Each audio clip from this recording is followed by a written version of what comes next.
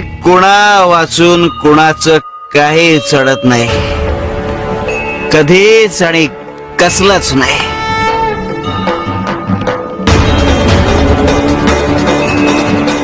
कारण सांभाळणारे आम्ही असतो. अरे अगदी तशीच वेळ आली तर तान्ह बाळ सुद्धा आईविना जगतच की. आज सुद्धा काही एक अडणार नाही. शिवशंकर शंभो.